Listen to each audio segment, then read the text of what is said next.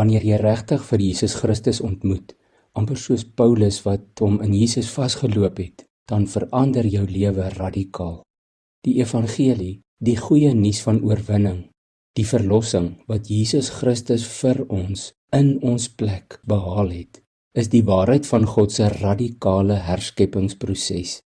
God het van jou en my splinternuwe mense gemaak, met 'n totale splinternuwe identiteit. Vandag gaan ons probeer agterkom, hoe het daardie gelowiges daar in Galasië hierdie kernwaarheid so verkeerd verstaan of so vinnig versaak en Christus as ware weer gekruisig. Dit was eintlik die voormalige Jode in die Galasiër gemeente wat dit nie verstaan het nie. Hulle herinner ons aan Jesus se gelykenis van die saaiër, daardie tweede groep saad wat tussen die rotsagtige klipbanke geval het. En dan verduidelik hy daardie soort mense so in Markus 4 vers 16 en 17. Die saad wat op die rotsagtige plekke gesaai is die mense wat die woord dadelik met blydskap aanneem wanneer hulle dit hoor, maar hulle het nie wortel geskiet nie en hou net 'n rukkie. As verdrukking of vervolging vanweë die woord plaasvind, struikel hulle dadelik.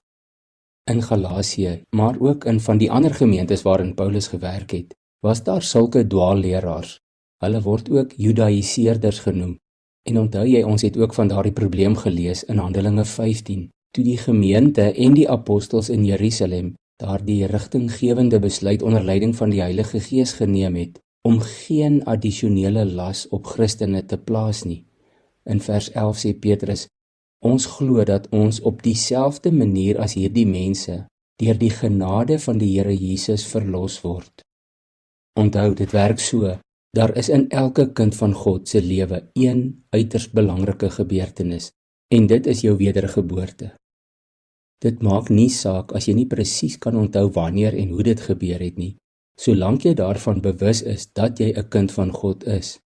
Jesus self het gesê in Johannes 3 vers 5, ek sê vir jou, as iemand nie uit water en gees gebore word nie, kan hy die koninkryk van God nie binnegaan nie. En hierdie wedergeboorte is God se werk in ons. Jesus bevestig dit in Johannes 6 vers 63.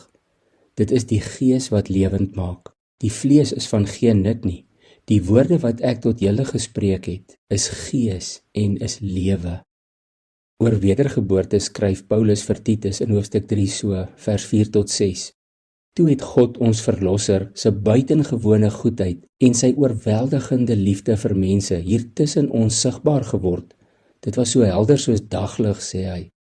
Hy het ons verlos, nie op grond van werke wat ons uit geregtigheid gedoen het nie, of enige dinge wat ons gedoen het om sy vryspraak te kon verdien nie, maar op grond van sy ontferming, sy onvoorwaardelike omgee vir mense.